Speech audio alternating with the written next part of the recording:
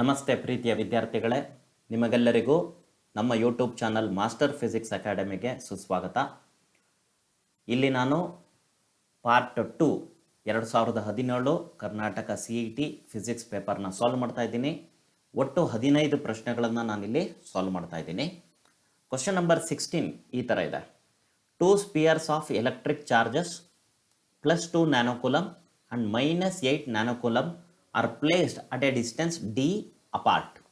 If they are allowed to touch each other, what is the new distance between them to get a repulsive force of the same magnitude as before?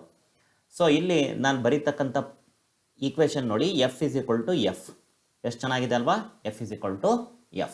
ಅಂದರೆ ಇದು previous force of attraction ಇರುತ್ತೆ. ಯಾಕೆಂದರೆ ಎರಡು opposite charges ಇದೆ, okay, force of attraction, ಮತ್ತು ನಂತರ ಅದನ್ನು touch ಮಾಡಿ ಒಂದಷ್ಟು ದೂರದಲ್ಲಿ ಇಡ್ತೀನಿ, ಆಗಲೂ ಕೂಡ ಅಷ್ಟೇ ಫೋರ್ಸ್ ಬರಬೇಕು ಅಂತ ಹೇಳ್ತಾ ಇದ್ದಾರೆ. ಸೊ ಈ ಹಿಂಟನ್ನು ನಾನು ಸರಿಯಾಗಿ ಬಳಸ್ಕೊಳ್ಬೇಕು.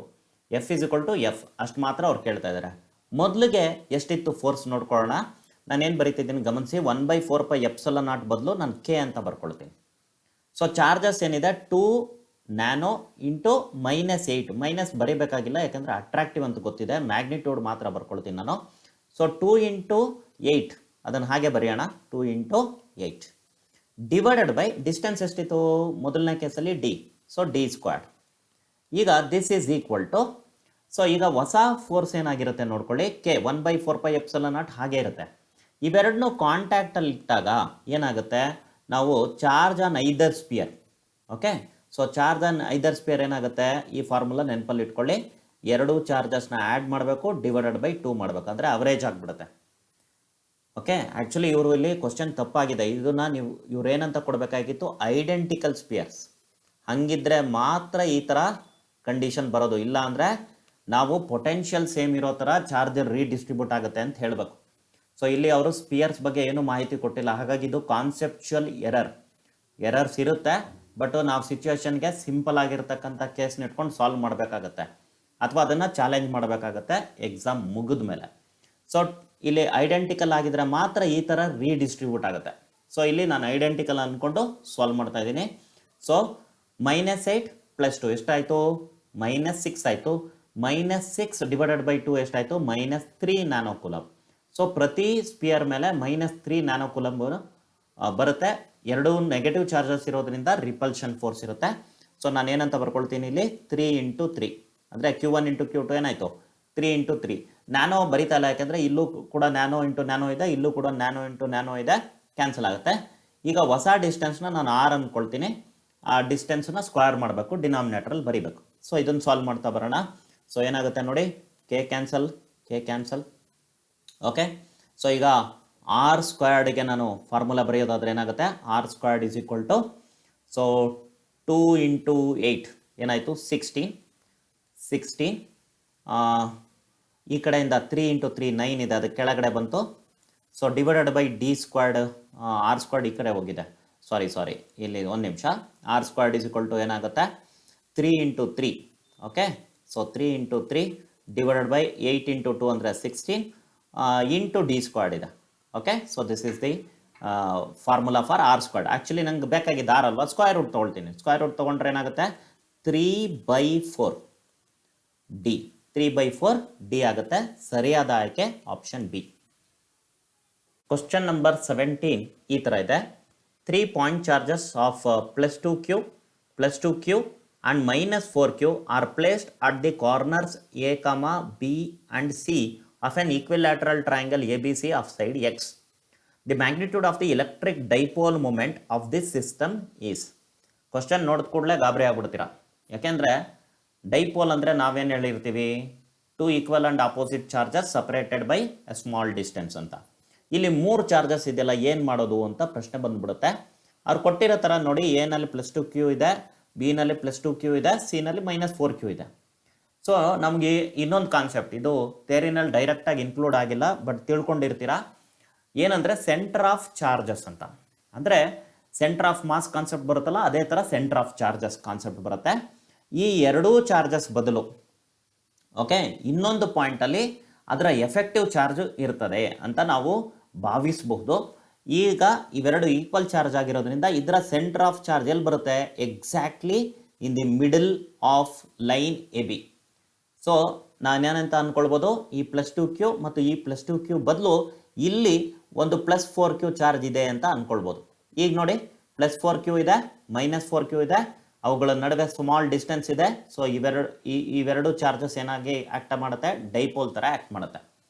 ಸೊ ಈ ಡೈಪೋಲ್ ಲೆಂತ್ ಏನಿದೆ ಅದನ್ನು ನಾನೀಗ ತಿಳ್ಕೊಳ್ಬೇಕು. ಇದನ್ನು ಡಿ ಅಂತ ಗುರುತು ಮಾಡ್ಕೊಳ್ಳೋಣ ಈ ಪಾಯಿಂಟು. ಸೊ ಡೈಪೋಲ್ ಲೆಂತ್ ಏನಾಯ್ತು ಅಲ್ಲಿಗೆ CD. ಓಕೆ, ಈಕ್ವಿಲ್ಯಾಟ್ರಲ್ ಟ್ರಯಾಂಗಲ್ ಅಂದರೆ ನಮ್ಗೆ ಗೊತ್ತಿರೋದೇನೋ ಇದು 60 ಡಿಗ್ರಿ ಇರುತ್ತೆ, ಅಥವಾ ಇದು ಬೈಸೆಕ್ಟ್ ಮಾಡುತ್ತೆ 60 ಡಿಗ್ರಿನ, ಹಾಗಾಗಿ ಈ ಆ್ಯಂಗಲ್ ಏನಿರುತ್ತೆ 30 ಡಿಗ್ರಿ. ಸೊ ಈಗ ನನಗೆ CD ಬೇಕಲ್ವಾ? ಸೊ CD-ನ ನಾವು ಟ್ರಿಗ್ನಾಮೆಟ್ರಿ ಬಳಸಿ ಹೇಳೋದಾದರೆ ಏನಂತ ಹೇಳ್ಬೋದು? Hypotenuse times cos 30 degree. Hypotenuse ಎಷ್ಟಿದೆ? AC, ಅದನ್ನು ಡೈರೆಕ್ಟಾಗಿ x ಅಂತ ಬರೀಬೋದಾಗಿತ್ತು, ಇಂಟು cos 30 ಡಿಗ್ರಿ. ಯಾಕಂದರೆ cos 30 ಡಿಗ್ರಿ ತೊಗೊಂಡ್ರೆ ನಂಗೆ ಅಡ್ಜಸೆಂಟ್ ಸೈಡ್ ಬರುತ್ತೆ. ಸೊ cos 30 ಡಿಗ್ರಿ ತೊಗೊಂಡ್ರೆ ಅಡ್ಜಸೆಂಟ್ ಬೈ ಹೈಪಾಟಿನಸ್ ಬರುತ್ತೆ. ಅದನ್ನು ಸಿಂಪ್ಲಿಫೈ ಮಾಡಿದ್ರೆ ನನಗೆ ಈ ಫಾರ್ಮುಲಾ ಬರುತ್ತೆ. ಅಲ್ಲಿಗೆ ಏನಾಯ್ತು ನನಗೆ? x ಇಂಟು cos 30 ಅಂದರೆ ನಂಗೆ ಗೊತ್ತಿರೋದೇನು? √3/2. ಓಕೆನಾ? ಸೊ ಈಗ ನಾನು ಏನು ಮಾಡಬೇಕಾಗಿದೆ? ಡೈಪೋಲ್ ಮೂಮೆಂಟ್ನ ಫೈಂಡ್ ಔಟ್ ಮಾಡಬೇಕಾಗಿದೆ. ಡೈಪೋಲ್ ಮೂಮೆಂಟ್ ಅಂದ್ರೇನು? Product of either charge. Either charge ಎಷ್ಟಿದೆ? 4q into distance of separation. Distance of separation ಈಗಿನೋ ಕಂಡುಹಿಡಿದಿದ್ವಿ, √3x/2. ಸಿಂಪ್ಲಿಫೈ ಮಾಡಿ ನನಗೆ ಆನ್ಸರ್ ಏನಂತ ಗೊತ್ತಾಗ್ತಾ ಇದೆ? 2√3qx. 2√3qx. ಆಪ್ಷನ್ ಬಿ ಸರಿಯಾದ ಆಯ್ಕೆ. ಕ್ವಶನ್ ನಂಬರ್ 18 ಈ ಥರ ಇದೆ. 4 × 10⁻10 electrons are removed from a neutral metal sphere of diameter 20 cm placed in air. The magnitude of electric field in Newton per coulomb at a distance of 20 cm from its center is. So ಇಲ್ಲಿ diameter ಕೊಟ್ಟಿದ್ದಾರೆ, ಹುಷಾರಾಗಿ ನೋಡ್ಕೊಳ್ಳಿ, radius ಅಲ್ಲ. So ಹಾಗಿದ್ರೆ radius of the spear ಏನಾಯಿತು? 10 centimetre ಅಥವಾ 0.1 metre ಆಯಿತು. So ನಮಗೆ ಎಷ್ಟು ದೂರದಲ್ಲಿ ಎಲೆಕ್ಟ್ರಿಕ್ ಫೀಲ್ಡ್ನ ಕಂಡುಹಿಡಿಯೋದಕ್ಕೆ ಪ್ರಶ್ನೆ ಮಾಡ್ತಾ ಇದ್ದಾರೆ? 20 ಸೆಂಟಿಮೀಟರ್. ಅಂದರೆ ಡಿಸ್ಟೆನ್ಸ್ ಏನಿದೆ 0.2 ಮೀಟರ್ ಆಯಿತು. ಸೊ ಇದು ಏನು ಅಂತ ಗೊತ್ತಾಗ್ತಾ ಇದೆ ನನಗೆ? Point is outside the sphere ಅಂತ. ಯಾಕೆಂದರೆ ರೇಡಿಯಸ್ 0.1 ಮೀಟರ್ ಇದೆ, ಡಿಸ್ಟೆನ್ಸ್ ಆಫ್ ದಿ ಪಾಯಿಂಟ್ ಏನಿದೆ ಅದಕ್ಕಿಂತ ಜಾಸ್ತಿ, 0.2 ಮೀಟರ್ ಅಂದರೆ ಅದಕ್ಕಿಂತ ಜಾಸ್ತಿ. ಸೊ ನನಗೆ ಬೇಕಾಗಿರೋ ಫಾರ್ಮುಲಾ ಏನು?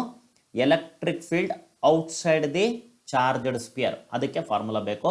ಸೊ ಅದಕ್ಕೆ ಫಾರ್ಮುಲಾ ಏನಂತ ಗೊತ್ತಿದೆ? K × Q divided by distance squared. So ಈಗ K ಅಂದರೆ ನನಗೆ ಗೊತ್ತಿದೆ 9 × 10⁻9 ಅಂತ. Qನ ಅವರು ಡೈರೆಕ್ಟಾಗಿ ಕೊಟ್ಟಿಲ್ಲ. ಸೊ Q ಚಾರ್ಜ್ ಏನಿದೆ ಅದು ಕ್ವಾಂಟೈಸ್ಡ್ ಅಂತ ಗೊತ್ತಿದೆ. ಸೊ ಎಷ್ಟು ಎಲೆಕ್ಟ್ರಾನ್ಸ್ನ ರಿಮೂವ್ ಮಾಡ್ತೀರಾ ಅಥವಾ ಎಷ್ಟು ಎಲೆಕ್ಟ್ರಾನ್ಸ್ನ ಸಪ್ಲೈ ಮಾಡ್ತೀರಾ ಅನ್ನೋದ್ರ ಮೇಲೆ Q ಡಿಪೆಂಡ್ ಆಗುತ್ತೆ. ಅದನ್ನು ನಾವು ಯೂಶಲಿ ±NE ಅಂತ ಬರಿತೀವಿ. ಸೊ ಆ ಥರ ನೋಡೋದಾದರೆ ಎಷ್ಟಿದೆ ಚಾರ್ಜ್ ಆನ್ ದಿ ಸ್ಪಿಯರ್?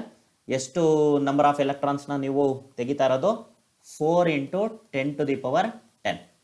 ಮತ್ತು ಈಚ್ ಎಲೆಕ್ಟ್ರಾನಿನ ಚಾರ್ಜ್ ಎಷ್ಟು ಅಂತ ಗೊತ್ತಿದೆ ನಿಮಗೆ? 1.6 × 10⁻19 coulomb divided by distance squared. So 0.2 × 0.2 ಅಂದರೆ 0.04 ಬರುತ್ತೆ. ಸೊ ಈ ಥರ ಬರ್ಕೊಂಡಿದ್ದೀನಿ. ಇದನ್ನು ಸಿಂಪ್ಲಿಫೈ ಮಾಡಬೇಕೀಗ. ಸೊ 10⁻9 × 10⁻10 ಅಂದರೆ 10⁻19 ಆಗುತ್ತೆ. 10⁻−19 ಜೊತೆ ಕ್ಯಾನ್ಸಲ್ ಆಗುತ್ತೆ. 9 × 4 ಎಷ್ಟಾಯಿತು? 36 ಆಯಿತು. ಸೊ ಇಲ್ಲಿ ನೋಡ್ಕೊಳ್ಳಿ, 1.6ನ ನಾನು 160 ಅಂತ ಬರಿತಾ ಇದ್ದೀನಿ. ಅಂದರೆ 2 ಡೆಸಿಮಲ್ ಪ್ಲೇಸಿಂದ ಶಿಫ್ಟ್ ಮಾಡ್ತಾ ಇದ್ದೀನಿ, ಇನ್ಕ್ರೀಸ್ ಮಾಡ್ತಾ ಇದ್ದೀನಿ. ಡಿನಾಮಿನೇಟ್ರಲ್ಲೂ ಅದೇ ಕೆಲಸ ಮಾಡ್ತೀನಿ. ಸೊ ನನಗೆ 4 ಬರ್ತದೆ. 4 9s 36 ಅಂತ ಗೊತ್ತಿದೆ. ಸೊ ಈಗ 9 × 160 ಮಾಡಬೇಕು. 0 4 5 is the carry. So 9 1s 9 plus 5 is 14. So answer is 1440 Newton per coulomb. So ಸರಿಯಾದ ಆಯ್ಕೆ ಆಪ್ಷನ್ ಬಿ. ಕ್ವಶನ್ ನಂಬರ್ 19 ಈ ಥರ ಇದೆ. 2 point charges A equals +3 nanocoulomb and B equals +1 nanocoulomb are placed 5 cm apart in air. The work done to move charge B towards A by 1 cm is. Diagram ಮೊದಲೇ ಬರ್ಕೊಂಡ್ಬಿಟ್ಟಿದ್ದೀನಿ ನಾನು. ಮೊದಲು A x ಹತ್ರ ಇರುತ್ತೆ, B y ಹತ್ರ ಇರುತ್ತೆ. ಅವುಗಳ magnitude ಕೊಟ್ಬಿಟ್ಟಿದ್ದಾರೆ. A ಎಷ್ಟಿದೆ 3 ನ್ಯಾನೋ ಕೂಲಮ್, ಬಿ ಎಷ್ಟಿದೆ 1 ನ್ಯಾನೋ ಕೂಲಮ್, ಎರಡು ಪಾಸಿಟಿವ್ ಚಾರ್ಜಸ್ ಇದೆ. ಸೊ ಈ ಬಿನ ಏನು ಮಾಡ್ತಾ ಇದೀವಿ ನಾವು ಎಕ್ಸಿಂದ ಝೆಡ್ಗೆ ಮೂವ್ ಮಾಡ್ತಾ ಇದೀವಿ, ಅಂದರೆ 1 ಸೆಂಟಿಮೀಟರ್ ಟುವರ್ಡ್ಸ್ ಎ ಮಾಡ್ತಾ ಇದೀವಿ. ಅಂದರೆ final distance between A and B ಏನಾಗ್ತಾ ಇದೆ 4 ಸೆಂಟಿಮೀಟರ್ ಆಗ್ತಾ ಇದೆ. ಇನಿಷಿಯಲಿ ಎಷ್ಟಿತ್ತು 5 ಸೆಂಟಿಮೀಟರ್. ಈ ಕ್ವಶನ್ನ ನಾವು ಎರಡು ರೀತಿ ಸಾಲ್ವ್ ಮಾಡ್ಬೋದು. ಎರಡೂ ವಿಧಾನ ನಿಮಗೆ ಹೇಳ್ಕೊಡ್ತೀನಿ. ಒಂದು ವಿಧಾನದಲ್ಲಿ ನಾನು ಕಂಪ್ಲೀಟಾಗಿ ಸಾಲ್ವ್ ಮಾಡ್ತೀನಿ. ಮೊದಲನೇ ವಿಧಾನ ಏನಪ್ಪ ಅಂದರೆ ಪೊಟೆನ್ಷಿಯಲ್ ಎನರ್ಜಿ ಫಾರ್ಮುಲಾ ಇಟ್ಕೊಂಡು ಸಾಲ್ವ್ ಮಾಡೋದು. ಏನು 1/4πε0. ಅದನ್ನು ಕೆ ಅಂತ ಬರಿತಾ ಇದ್ದೀನಿ ಡೈರೆಕ್ಟಾಗಿ. ಚಾರ್ಜ್ ಏನಿದೆ ಅವುಗಳನ್ನು ಪ್ರಾಡಕ್ಟ್ ತೊಗೊಳ್ತೀನಿ ಡಿವೈಡೆಡ್ ಬೈ ಡಿಸ್ಟೆನ್ಸ್. ಸೊ ಇದನ್ನು ಬಳಸಿ ನಾನು ಇನಿಷಿಯಲಿ ಎಷ್ಟಿತ್ತು ಪೊಟೆನ್ಷಿಯಲ್ ಎನರ್ಜಿ ಅಂತ ಕಂಡುಹಿಡಿಬೇಕು. ಫೈನಲಿ ಪೊಟೆನ್ಷಿಯಲ್ ಎನರ್ಜಿ ಎಷ್ಟಾಗುತ್ತೆ ಕೆ Q1 Q2 ಸೇಮ್ ಇರುತ್ತೆ, ಡಿಸ್ಟೆನ್ಸ್ ಮಾತ್ರ ಬದಲಾಗ್ತಾ ಇರೋದು. ಮೊದಲು 5 ಇತ್ತು, ಆಮೇಲೆ 4 ಆಗುತ್ತೆ. ಫೈನಲ್ ಪೊಟೆನ್ಷಿಯಲ್ ಎನರ್ಜಿ ಏನಾಗುತ್ತೆ ಅಂತ ಕಂಡುಹಿಡಿತೀನಿ.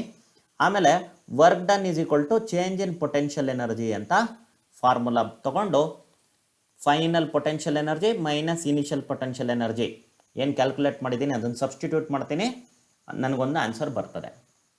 ಇದು ಒಂದು ವಿಧಾನ. ಇನ್ನೊಂದು ವಿಧಾನ ಇದೇ ಥರ ಇಕ್ವಿವಲೆಂಟ್ ಇದೆ. ಓಕೆ, ಏನು ತುಂಬ ಈಸಿ ಮೆಥಡ್ ಅಂತಲ್ಲ, ಎರಡೂ ಒಂದೇ ರೀತಿಯ ನಿಮಗೆ ಟೈಮ್ ತಗೊಳ್ಳುತ್ತೆ. ಸೊ ಇನ್ನೊಂದು ಮೆಥಡ್ ಏನಪ್ಪ ಅಂದರೆ, ಸೊ ಎ ಇಂದ ವೈ ಹತ್ರ ಎಷ್ಟು ಪೊಟೆನ್ಷಿಯಲ್ ಇದೆ, ಎ ಇಂದ ಝೆಡ್ ಹತ್ರ ಎಷ್ಟು ಪೊಟೆನ್ಷಿಯಲ್ ಇದೆ ಅಂತ ಕಂಡುಹಿಡ್ಕೊಳ್ಳೋದು. ಸೊ ಪೊಟೆನ್ಷಿಯಲ್ ಕಂಡುಹಿಡಿಯೋದು ಫ್ರಮ್ ಎ ಪಾಯಿಂಟ್ ಚಾರ್ಜ್. ಏನು ಫಾರ್ಮುಲಾ ಗೊತ್ತಿದೆ ನನಗೆ? So 1/4πε0 charge divided by distance. ಇದು general formula. Okay, potential at any position ಕಂಡುಹಿಡಿಯುವ ಜನರಲ್ ಫಾರ್ಮುಲಾ. ಈಗ ನಾನು ಅದನ್ನು ಪರ್ಟಿಕ್ಯುಲರ್ ಆಗಿ ಬಳಸ್ತಾ ಇದ್ದೀನಿ. ಪೊಟೆನ್ಷಿಯಲ್ ಅಟ್ ವೈ ಇದೆಷ್ಟಿದೆ ಅಂತ ನೋಡೋಣ.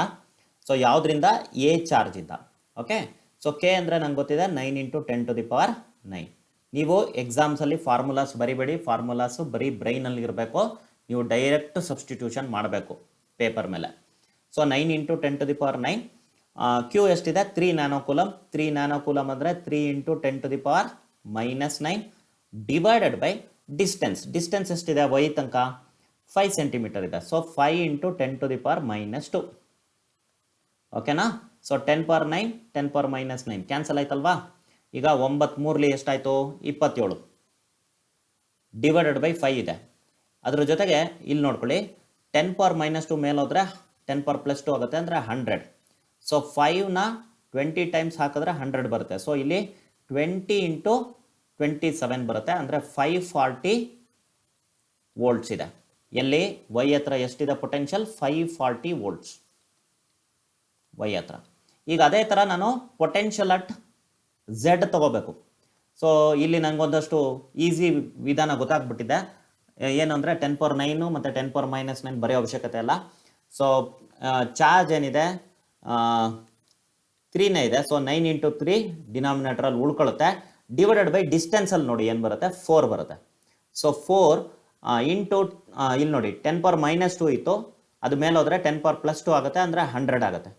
ಸೊ ಇಲ್ಲಿ ನಾನೇನು ಮಾಡ್ಬೋದು 25 ಟೈಮ್ಸ್ 4ನ 25 ಟೈಮ್ಸ್ ಹಾಕಿದ್ರೆ 100 ಬರುತ್ತೆ. ಸೊ ಈಗ ಇದನ್ನು ಕ್ಯಾಲ್ಕುಲೇಷನ್ ಹೆಂಗೆ ಮಾಡ್ತೀನಿ ನೋಡಿ. 3 × 25 ಅಂದರೆ 75. ಸೊ 75 × 9 ಇದೆ. ಸೊ ಇದನ್ನು ಸಾಲ್ವ್ ಮಾಡಬೇಕು. 9 5s are 45, 4 ಉಳ್ಕೊಳ್ಳುತ್ತೆ. 9 7s are 63, 63 plus 4 ಅಂದರೆ 67, 675 ವೋಲ್ಟ್ಸ್ ಇದೆ. ಅಂದರೆ ಝೆಡ್ ಹತ್ರ ಎಷ್ಟು ಪೊಟೆನ್ಷಿಯಲ್ ಇದೆ ಅಂತ ಗೊತ್ತಾಯ್ತು ನನಗೆ, 675 ವೋಲ್ಟ್ಸ್ 675 ವೋಲ್ಟ್ಸ್ ಇದೆ ಅಂತ ನನಗೆ ಗೊತ್ತಾಗ್ತಾ ಇದೆ. ಓಕೆ, ಈಗ ನಾವೇನು ಮಾಡ್ತೀವಿ ನೆಕ್ಸ್ಟು ವರ್ಕ್ ಡನ್ನಿಗೆ. ಸೊ ವರ್ಕ್ ಡನ್ನಿಗೆ ಒಂದು ಫಾರ್ಮುಲಾ ಇದೆ. ಏನಂತ ಅಂದರೆ work done is equal to charge ಮೂಡ್. ಇಲ್ಲಿ 2 ಚಾರ್ಜ್ ಇದೆ, ಹುಷಾರಾಗಿ ನೋಡ್ಕೊಳ್ಳಿ. ಎ ಅಲ್ಲ ನಾವು ತೊಗೊಳ್ಬೇಕಾಗಿರೋದು ಬಿ. ಹುಷಾರಾಗಿ ನೋಡ್ಕೊಳ್ಳಿ. ಫಾರ್ಮುಲಾನ ನಾನು ಎಲಾಬರೇಟೆಡ್ ಆಗಿ ಬರಿತಾ ಇದ್ದೀನಿ. ಯಾವ ಚಾರ್ಜ್ ಮೂವ್ ಮಾಡ್ತೀವೋ ಆ ಚಾರ್ಜಿನ magnitude into potential difference. So ಯಾವ ಚಾರ್ಜ್ ನೀವು ಮೂವ್ ಮಾಡ್ತಾ ಇರೋದು ಬಿನ. ಸೊ ಬಿಗೆ ಎಷ್ಟಿದೆ ಮ್ಯಾಗ್ನಿಟ್ಯೂಡ್ 10⁻⁻⁹. ಓಕೆ, 1 ನ್ಯಾನೋ ಕೂಲಮ್ ಅಂದರೆ 10⁻⁻⁹. ಚೇಂಜ್ ಇನ್ ಪೊಟೆನ್ಷಿಯಲ್ ಹುಷಾರಾಗಿ ನೋಡ್ಕೊಳ್ಳಿ. ಫೈನಲ್ ಮೈನಸ್ ಇನಿಷಿಯಲ್ಲೇ ಮಾಡಬೇಕು ಯಾವಾಗಲೂ. ಸೊ ಫೈನಲ್ ಎಷ್ಟಿದೆ 675, ಯಾಕೆಂದರೆ ವರ್ಕ್ ಡನ್ ನೆಗೆಟಿವ್ ಆಗಿರ್ಬೋದು ಪಾಸಿಟಿವ್ ಆಗಿರ್ಬೋದು. 675 ಮೈನಸ್ 540. ಸೊ ಇದನ್ನು ಸಾಲ್ವ್ ಮಾಡೋಣ. ಸೊ 10⁻⁻⁹ ಇದೆ, ಹಾಗೇ ಇದೆ, ಇಂಟು ಇಲ್ಲಿ 675 ಮೈನಸ್ 540 ಅಂದರೆ 5, 7ರಲ್ಲಿ 4 ಹೋದರೆ 3, 6ರಲ್ಲಿ 1 ಹೋದರೆ 6ರಲ್ಲಿ 5 ಹೋದರೆ 1. ಸೊ ಈ ಆನ್ಸರ್ ಬರ್ತಾ ಇದೆ. ಯೂನಿಟ್ ಜೋಲಲ್ಲಿ ಇರುತ್ತೆ. ಈ ಪವರ್ಸ್ನ ಸ್ವಲ್ಪ ನಾನು 1.35 ಅಂತ ತೊಗೊಳೋದಾದರೆ 10⁻⁻7 ಆಗುತ್ತೆ. ಸೊ ಸರಿಯಾದ ಆಯ್ಕೆ ಆಪ್ಷನ್ ಎ. ಕ್ವಶನ್ ನಂಬರ್ 20 ಈ ಥರ ಇದೆ. A system of 2 capacitors of capacitance 2 microfarad and 4 microfarad is connected in series across a potential difference of 6 volt. The electric charge and energy stored in the system are. So ಎರಡು ಕೆಪಾಸಿಟರ್ನ ನಾವು ಸೀರೀಸಲ್ಲಿ connect ಮಾಡಿದ್ರೆ ಅವುಗಳ effective capacitance ಏನು ಬರುತ್ತೆ, C1 C2 divided by C1 plus C2. C1 into C2 ಅಂದರೆ 2 micro into 4 micro ಆಗುತ್ತೆ. So ಅಲ್ಲಿಗೆ ನನಗೆ 4 ಇಂಟು 2 ಅಂದರೆ 8 ಮೈಕ್ರೋ ಸ್ಕ್ವೇರ್ಡ್ ಆಗುತ್ತೆ. ಆ್ಯಡ್ ಮಾಡ್ತಿದ್ದೀನಿ. ಆ್ಯಡ್ ಮಾಡಿದ್ರೆ 2 ಮೈಕ್ರೋ ಪ್ಲಸ್ 4 ಮೈಕ್ರೋ ಎಷ್ಟಾಗುತ್ತೆ, 6 ಮೈಕ್ರೋ ಆಗುತ್ತೆ. So micro squared by micro ಇರೋದು ಕ್ಯಾನ್ಸಲ್ ಆಗಿ ಕೊನೆಯಲ್ಲಿ ಮೈಕ್ರೋ ಮಾತ್ರ ಉಳ್ಕೊಳ್ಳುತ್ತೆ. So this is the answer. ಅಥವಾ ಇದನ್ನು ಇನ್ನೊಂಚೂರು ಸಿಂಪ್ಲಿಫೈ ಮಾಡ್ತೀನಿ ಅಂದರೆ 4/3 ಮೈಕ್ರೋ ಫ್ಯಾರಡ್ ಅಷ್ಟು ಎಫೆಕ್ಟಿವ್ ಕೆಪಾಸಿಟೆನ್ಸ್ ಸಿಗುತ್ತೆ ಸೀರೀಸ್ ಕಾಂಬಿನೇಷನಲ್ಲಿ. ಸೊ ಈಗ ನಮಗೆ charge stored by the series combination ಎಷ್ಟಿರುತ್ತೆ? ಸೊ ಚಾರ್ಜ್ ಸ್ಟೋರ್ಡಿಗೆ ನಮಗೆ ಫಾರ್ಮುಲಾ, ಜನರಲ್ ಫಾರ್ಮುಲಾ ಏನಿದೆ ಅದನ್ನು ನೆನ್ಪು ಮಾಡ್ಕೊಳ್ಳಿ. Charge stored is equal to capacitance into potential difference. ಈಗ ಎರಡು ಸೇರ್ಕೊಂಡು ಎಷ್ಟು ಕೆಪಾಸಿಟೆನ್ಸ್ ಅಂತ ಗೊತ್ತಾಗ್ಬಿಟ್ಟಿದೆ. ಎಷ್ಟು ಕೆಪಾಸಿಟೆನ್ಸು? CS. ಎಷ್ಟು ವೋಲ್ಟೇಜ್ ಅಪ್ಲೈ ಮಾಡ್ತಾ ಇದ್ದೀನಿ? V. ಸಬ್ಸ್ಟಿಟ್ಯೂಟ್ ಮಾಡಿ 4/3 ಓಕೆ ಇಂಟು ಮೈಕ್ರೋ ಇದೆ ಓಕೆ ಇಂಟು 6. ಸೊ ಇದನ್ನು ಸಾಲ್ವ್ ಮಾಡಿದ್ರೆ ನನಗೆ 8 ಮೈಕ್ರೋ ಕೂಲಮ್ ಅಂತ ಗೊತ್ತಾಗ್ತಾ ಇದೆ. ಸೊ ಚಾರ್ಜ್ ಸ್ಟೋರ್ಡ್ ಏನಾಗಿದೆ 8 ಮೈಕ್ರೋ ಕೂಲಮ್. ನೀವು ಆಪ್ಷನ್ಸ್ನೆಲ್ಲ ನೋಡಿಬಿಟ್ರೆ ಗೊತ್ತಾಗುತ್ತೆ. ಒಂದೇ ಒಂದು ಚಾಯ್ಸ್ ಇರೋದು, ಅದು ಆಪ್ಷನ್ ಸಿ ಅಂತ ಗೊತ್ತಾಗುತ್ತೆ. But let us cross check it. ಒಂದು ಸತಿ ಕ್ರಾಸ್ ಚೆಕ್ ಮಾಡೋದು ಒಳ್ಳೇದು. ಯಾಕೆಂದರೆ ಅವ್ರು ಇನ್ನೊಂದು ಪಾರ್ಟನ್ನಲ್ಲಿ ಕೇಳ್ತಾ ಇದ್ದಾರೆ ಎನರ್ಜಿ ಸ್ಟೋರ್ಡ್ ಎಷ್ಟಿದೆ ಅಂತ. ಎನರ್ಜಿ ಸ್ಟೋರ್ಡಿಗೆ ಫಾರ್ಮುಲಾ ಏನು? So potential energy stored is ½ CV². ಇನ್ನೂ 2 ಫಾರ್ಮುಲಾಸ್ ಬರುತ್ತೆ. ಇಲ್ಲಿ ಸಿ ಮತ್ತು ವಿ ಗೊತ್ತಿರೋದ್ರಿಂದ ನಾನು ಡೈರೆಕ್ಟಾಗಿ ಈ ಫಾರ್ಮುಲಾ ಬಳಸ್ಕೊಳ್ತಾ ಇದ್ದೀನಿ. ಹುಷಾರಾಗೆ ಸಿ ಅಂದರೆ CS ಅಂದರೆ ಎಫೆಕ್ಟಿವ್ ಕೆಪಾಸಿಟೆನ್ಸ್ ತೊಗೋಬೇಕು. ½ ಇಂಟು CS ಎಷ್ಟು ಬಂತು? CS ಎಷ್ಟು ಅಂತ ಗೊತ್ತಾಗಿದೆ ನನಗೆ, 4/3 ಮೈಕ್ರೋ. ಹೌದಾ? ಮೈಕ್ರೋನ ಹಾಗೆ ಬರೆಯೋಣ. V², 6 36 ಓಕೆ, ಈ ಥರ ಬರ್ಕೊಳ್ತೀನಿ. ಸೊ ಈಗ ನನಗೆ 3 2 6 ಅಂತ ಗೊತ್ತಾಗುತ್ತೆ. 6 6 36, 6 4 24. ಸೊ 24 ಮೈಕ್ರೋ ಜೋಲ್ಸ್ ಅಷ್ಟು ಎನರ್ಜಿ ಸ್ಟೋರ್ ಆಗಿದೆ. ಸೊ ನಮ್ಮ ಆನ್ಸರ್ ಕನ್ಫರ್ಮ್ ಆಗೋಯ್ತು. ಆಪ್ಷನ್ ಸಿ ಸರಿಯಾದ ಆಯ್ಕೆ. ಕ್ವಶನ್ ನಂಬರ್ 21 ಈ ಥರ ಇದೆ. The minimum value of effective capacitance that can be obtained by combining 3 capacitors of capacitances 1 picofarad, 2 picofarad, 4 picofarad is. So ಇಲ್ಲಿ ಮಿನಿಮಮ್ ವ್ಯಾಲ್ಯೂ ಕೇಳ್ತಾ ಇದ್ದಾರೆ. ಸೊ 3 ಕೆಪಾಸಿಟರ್ಸ್ನ ಬಳಸಿ ಮಿನಿಮಮ್ ಕೆಪಾಸಿಟೆನ್ಸ್ ಮಾಡಬೇಕು ಅಂತ ಚೆನ್ನಾಗಿ ನೆನಪಲ್ಲಿ ಇಟ್ಕೊಳ್ಳಿ. ಆಗಿದ್ದರೆ ನಾವು ಸೀರೀಸ್ ಕಾಂಬಿನೇಷನ್ಗೆ ಹೋಗಬೇಕಾಗತ್ತೆ. ಸೊ 3 ಕೆಪಾಸಿಟರ್ಸ್ನ ನಾನು ಸೀರೀಸಲ್ಲಿ ಕನೆಕ್ಟ್ ಮಾಡಿದ್ರೆ ಮಿನಿಮಮ್ ವ್ಯಾಲ್ಯೂ ಆಫ್ ಕೆಪಾಸಿಟೆನ್ಸ್ ಬರುತ್ತೆ.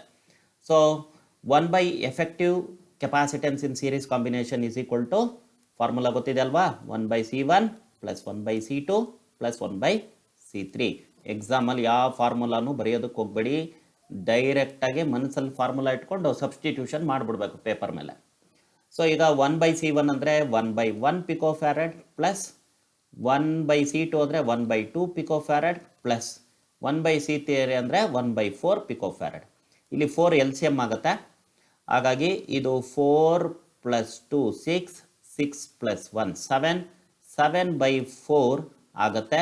ಅಂದರೆ CS ಏನಾಯಿತು, 4/7 ಪಿಕೋಫ್ಯಾರಡ್ ಆಯಿತು. 4/7 ಪಿಕೋಫ್ಯಾರಡ್. ಸರಿಯಾದ ಉತ್ತರ ಆಪ್ಷನ್ ಎ. ರೈಟ್. ಇಲ್ಲಿ ಇದನ್ನು ಇನ್ನೊಂದು ಶಾರ್ಟ್ ಕಟ್ ಮೆಥಡಿಂದ ಸಾಲ್ವ್ ಮಾಡ್ಬೋದಾಗಿತ್ತು. ಯಾವುದೇ ಫಾರ್ಮುಲಾ ಬೇಕಾಗಿರಲಿಲ್ಲ.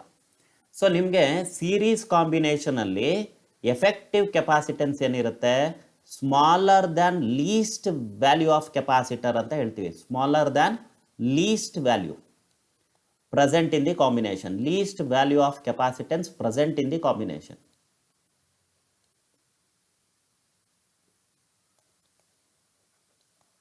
ಅಂದರೆ ಈ 3ರಲ್ಲಿ ಯಾವುದು ಕಡಿಮೆ ಇದೆಯೋ ಅದಕ್ಕಿಂತ ಕಡಿಮೆ. ನೋಡಿ, ಆನ್ಸರ್ 1ಕ್ಕಿಂತ ಕಡಿಮೆ ಬರಬೇಕು. ಇದೇ ಮಿನಿಮಮ್ ಇರೋದು. ಲೀಸ್ಟ್ ವ್ಯಾಲ್ಯೂ ಇರೋದು ಅದಕ್ಕಿಂತ ಕಡಿಮೆ ಇರಬೇಕು. ಸೊ 2 ಜಾಸ್ತಿ ಆಯಿತು, ಅದಕ್ಕಿಂತ 7/4 ಕೂಡ ಒಂದಕ್ಕಿಂತ ಜಾಸ್ತಿ ಇದೆ. 1 ಪಿಕೋ ಫ್ಯಾರಡ್ ಒಂದಕ್ಕೆ ಸಮನಾಗಿದೆ. ಹಾಗಾಗಿ ಸರಿಯಾದ ಉತ್ತರ ಆಪ್ಷನ್ ಎ ಆಗುತ್ತೆ. ಇದು ಶಾರ್ಟ್ ಕಟ್ ಮೆಥಡ್. ಅಕಸ್ಮಾತ್ ಒಂದಕ್ಕಿಂತ ಕಡಿಮೆ ಇನ್ಯಾವ ಆಪ್ಷನ್ ಇಲ್ಲ ಅಂದರೆ ಮಾತ್ರ ವರ್ಕೌಟ್ ಆಗುತ್ತೆ. ಅದಕ್ಕೆ ನಾನು ಹೆಚ್ಚಾಗಿ ಶಾರ್ಟ್ ಕಟ್ಸ್ನ ಹೇಳ್ಕೊಡಲ್ಲ. ಯಾವುದೋ ಒಂದೊಂದು ಸತಿ ಅದು ಹೆಲ್ಪ್ ಆಗಬಹುದಷ್ಟೇ. ಇಲ್ಲ ಆಗ್ತಾ ಇತ್ತು. ಸೊ ನಾವು ಮುಂದಿನ ಪ್ರಶ್ನೆಗೆ ಹೋಗೋಣ. ಕ್ವಶನ್ ನಂಬರ್ 22 ಈ ಥರ ಇದೆ. A cylindrical conductor of diameter 0.1 mm carries a current of 90 milliampere. The current density in ampere per meter squared is. ಇಲ್ಲಿ ಪೈನ ಈಕ್ವಲ್ ಟು 3 ಅಂತ ತಗೊಳ್ಳಿ ಅಂತ ಅವರು ಸೂಚನೆ ಕೊಟ್ಟಿದ್ದಾರೆ. ಸೊ ಕರೆಂಟ್ ಡೆನ್ಸಿಟಿ ತುಂಬ ಸಿಂಪಲ್ ಆಗಿರ್ತಕ್ಕಂತಹ ಕಾನ್ಸೆಪ್ಟ್. ಏನದು ಅಂದರೆ current per unit area of cross section ಅಂತ. ಸೊ ಇಲ್ಲಿ ಕರೆಂಟು ಡೈರೆಕ್ಟ್ ಆಗಿದೆ 90 ಮಿಲಿ ಆಂಪಿಯರ್, 90 × 10⁻³ ಆಂಪಿಯರ್ ಅಂತ. ಏರಿಯಾ ಡೈರೆಕ್ಟ್ ಆಗಿಲ್ಲ. ಸೊ ಏರಿಯಾಗೆ ನಾವೇನು ಬರ್ಕೊಳ್ಬೇಕು, πr². ಓಕೆ, ಸೊ 90 × 10⁻³ ಪೈನ ಅವ್ರು ಹೇಳ್ತಾ ಇದ್ದಾರೆ 3 ಅಂತ ತಗೊಳ್ಳಿ ಅಂತ. 3 ತೊಗೊಂಡಿದ್ದೀನಿ. ಇಲ್ಲಿ ಹುಷಾರಾಗಿ ನೋಡ್ಕೊಳ್ಳಿ, ಡಯಾಮೀಟರ್ 0.1 ಕೊಟ್ಟಿದ್ದಾರೆ. ಹಾಗಿದ್ರೆ ರೇಡಿಯಸ್ ಎಷ್ಟಿರುತ್ತೆ, 0.05 ಮಿಲಿಮೀಟರ್, ಅಂದರೆ 10⁻³ ಇದನ್ನು ಸ್ಕ್ವೇರ್ ಮಾಡುತ್ತೀನಿ ಅಂದರೆ, ಅಥವಾ ಇದನ್ನು ರೇಡಿಯಸ್ನ ಮೊದಲು ನಾನು 5 × 10⁻⁵ ಅಂತ ಕೂಡ ಬರ್ಕೊಳ್ಬೋದು. ಓಕೆ, ಈಸಿ ಮಾಡ್ಕೊಳ್ಳೋದಕ್ಕೋಸ್ಕರ. ಸೊ ಅದನ್ನು ಸ್ಕ್ವೇರ್ ಮಾಡ್ತೀನಿ ಅಂದರೆ ಏನಾಗುತ್ತೆ, 25 × 10⁻⁻10 ಆಗುತ್ತೆ. ಸೊ ಈಗ ಸಾಲ್ವ್ ಮಾಡ್ತಾ ಬರೋಣ. 330 ಟೈಮ್ಸ್ ಈಸ್ 90. ಸೊ 30/25 ಅಂತಿದೆ. So 5 5s 5 6s. ಸೊ 6/5 ಅಂತ ಬರ್ತಾ ಇದೆ. 6/5 ಅಂದರೆ 1.2 ಆಗುತ್ತೆ. ಇಂಟು 10⁻, ಪವರ್ಸ್ನ ನಾವು ಸಿಂಪ್ಲಿಫೈ ಮಾಡಿದ್ರೆ 7 ಆಗುತ್ತೆ. So current density is 1.2 × 10⁻7 ampere per meter squared. Option A ಸರಿಯಾದ ಉತ್ತರ. ಕ್ವಶನ್ ನಂಬರ್ 23 ಈ ಥರ ಇದೆ. A piece of copper is to be shaped into a conducting wire of maximum resistance. The suitable length and diameter are dash and dash respectively. So resistance dimensions of the wire ಮೇಲೆ depend ಆಗುತ್ತೆ. ಹೇಗೆ ಅಂತ formula ಹೇಳುತ್ತೆ, ρL/A. Okay, ಅಥವಾ ನಾನು ಇದನ್ನು diameter ಪ್ಯಾರಾಮೀಟರ್ನ ಸೇರಿಸೋದಾದರೆ ನಾನು ρL/πr² ಬದಲು ಏನು ಬರಿಬೋದು, ನಾನು d²/4. ಇಲ್ಲಿ ರೋ ಕಾನ್ಸ್ಟೆಂಟ್ ಇದೆ, ಪೈ ಕಾನ್ಸ್ಟೆಂಟ್ ಇದೆ, 4 ಕಾನ್ಸ್ಟೆಂಟ್ ಇದೆ. So resistance of the wire ಏನಿದೆ, that is directly proportional to length and inversely proportional to d² ಅಂತ ಆಯ್ತು. ಈಗ ಮ್ಯಾಕ್ಸಿಮಮ್ ವ್ಯಾಲ್ಯೂ ಕೇಳ್ತಾ ಇದ್ದಾರೆ. ಹಾಗಾಗಿ L/d² ಯಾವುದಕ್ಕೆ ಮ್ಯಾಕ್ಸಿಮಮ್ ಇದೆ ಅಂತ ಚೆಕ್ ಮಾಡಬೇಕಷ್ಟೆ. ಯಾವುದಕ್ಕೆ ಮ್ಯಾಕ್ಸಿಮಮ್ ಇದೆ ಅಂತ ಚೆಕ್ ಮಾಡಬೇಕು. ಸೊ ಒಂದೊಂದೇ ಆಪ್ಷನ್ ನೋಡ್ತಾ ಬರೋಣ. ಇಲ್ಲಾದರೆ ಏನಾಗುತ್ತೆ, L/d² ಬರುತ್ತೆ. ಇಲ್ಲಿ L/d² ಬರುತ್ತೆ. ಇಲ್ಲಾದರೆ ಏನಾಗುತ್ತೆ, 2L/d² ಬರುತ್ತೆ. ಅಂದರೆ ಇನ್ನೂ ಜಾಸ್ತಿ ಆಯಿತು. ಇಲ್ಲಾದರೆ ಏನು ಬರುತ್ತೆ, 0.5. ಓಕೆ, 0.5 ಅಂದರೆ 1/2 ಅಂತ. ಸೊ 1/2 L/2 ಆಯಿತು. ಸೊ 2D ಸ್ಕ್ವೇರ್ ಮಾಡಿದ್ರೆ 4d² ಬರುತ್ತೆ. ಇದು ತೀರಾ ಕಡಿಮೆ ಆಯಿತು. ಯಾಕೆಂದರೆ L/d² × 1/8 ಆಯಿತು. ಸೊ ಇದನ್ನು ತಗೊಳ್ಳೋದಾದರೆ 2L / ಇದು d/2 ಆಗುತ್ತೆ. d/2 ಹೋಲ್ ಸ್ಕ್ವೇರ್ ಮಾಡಿದ್ರೆ ನಾನು d²/4 ಬರುತ್ತೆ. That 4 can be return in the numerator. So ಅಲ್ಲಿಗೆ ಏನಾಯ್ತು, ಇದು 8L/d². ಸೊ ಜಾಸ್ತಿ ವ್ಯಾಲ್ಯೂ ಇರೋದು ಯಾವುದಕ್ಕೆ, ಆಪ್ಷನ್ ಡಿಗೆ. So option D is the right choice. Of the following graphs, the one that correctly represent IV characteristics of a ohmic device. So ohmic ಡಿವೈಸಲ್ಲಿ ನಮಗೆ ಗೊತ್ತಿರೋದೇನು, current in the conductor is directly proportional to applied potential difference across the conductor. So ಅಂದರೆ linear relationship ಇದೆ. ಹಾಗಾಗಿ graph ಕೂಡ linear ಆಗಿರಬೇಕು. Voltage ಜಾಸ್ತಿ ಆದರೆ ಕರೆಂಟ್ ಜಾಸ್ತಿ ಆಗಬೇಕು, ಲೀನಿಯರ್ ಆಗಿ. ಸೊ ಸರಿಯಾದ ಆಯ್ಕೆ ಆಪ್ಷನ್ ಸಿ. ಕ್ವಶನ್ ನಂಬರ್ 25 ಈ ಥರ ಇದೆ. The value of I in the figure shown below. So ಇಲ್ಲಿ ನಾವು KCLನ ಅಪ್ಲೈ ಮಾಡಬೇಕಾಗತ್ತೆ. ನೋಡಿ, ಇದೊಂದು ನೋಡಿದೆ. ಇದಕ್ಕೆ ಬೇಕು ಅಂದರೆ ಹೆಸರು ಕೊಡೋಣ, P ಅಂತ. So 20 is the current incoming and 5 ampere is the current out going. ನಮ್ಗೆ ಗೊತ್ತಿರೋದೇನು, sum of incoming currents is equal to sum of out going currents. So 20ನಲ್ಲಿ 5 ಹೋದರೆ ಇನ್ನು ಉಳಿದಿರೋದು 15 ಆಂಪಿಯರ್, ಅದು ಈ ಕಡೆಗೆ ಹೋಗಬೇಕು. ಓಕೆ, ಸೊ ಈಗ ಇದನ್ನ ನೋಡ್ ಕ್ಯೂ ಅಂತ ಕರೆಯೋಣ. ಕ್ಯೂಗೆ 2 ಇನ್ಕಮಿಂಗ್ ಕರೆಂಟ್ಸ್ ಇದೆ, ಒಂದು 15 ಆಂಪಿಯರ್, ಇನ್ನೊಂದು 4 ಆಂಪಿಯರ್. ಅವೆರಡು ಸೇರ್ಕೊಂಡು ಇಲ್ಲೊಂದು ಔಟ್ ಗೋಯಿಂಗ್ ಇರಲೇಬೇಕು. ಇದು ಇನ್ಕಮಿಂಗ್ ಇರೋದಕ್ಕೆ ಸಾಧ್ಯ ಇಲ್ಲ, 2 ಇನ್ಕಮಿಂಗ್ ಬಂದಿದೆ, ಒಂದಾದರೂ ಅಟ್ಲೀಸ್ಟ್ ಔಟ್ ಗೋಯಿಂಗ್ ಇರಬೇಕು. ಸೊ ಅದೆಷ್ಟಾಗುತ್ತೆ 19 ಆಂಪಿಯರ್. ಈಗ ಇಲ್ಲಿಗೆ ಬರೋಣ. ಈ ನೋಡ್ ಪಾಯಿಂಟಿಗೆ ನಾನು ಆರ್ ಅಂತ ಹೆಸರು ಕೊಡ್ತಾ ಇದ್ದೀನಿ. ಆರ್ ಹತ್ರ ನೋಡ್ಕೊಳ್ಳಿ, 5 ಆಂಪಿಯರ್ ಬರ್ತಾ ಇದೆ, 3 ಆಂಪಿಯರ್ ಹೋಗ್ತಾ ಇದೆ. ಇನ್ನು ಉಳ್ಕೊಂಡಿರೋ 2 ಆಂಪಿಯರ್ ಈ ಕಡೆಗೆ ಬರಬೇಕು. ಸೊ ಈಗ ಇದನ್ನ ಎಸ್ ಅಂತ ಕರೆಯೋಣ ಈ ನೋಡ್ ಪಾಯಿಂಟ್ನ. ಇಲ್ಲಿ 2 ಇನ್ಕಮಿಂಗ್ ಕರೆಂಟ್ಸ್ ಬರ್ತಾ ಇದೆ, 19 ಆಂಪಿಯರ್ ಮತ್ತು 2 ಆಂಪಿಯರ್ ಎರಡು ಸೇರಿಕೊಂಡು ಐ ಆಗಿ ಬರಬೇಕಿಲ್ಲಿ. ಸೊ ಎಷ್ಟಾಗುತ್ತೆ ಅದು 21 ಆಂಪಿಯರ್. ಸೊ ಸರಿಯಾದ ಉತ್ತರ ಆಪ್ಷನ್ ಬಿ.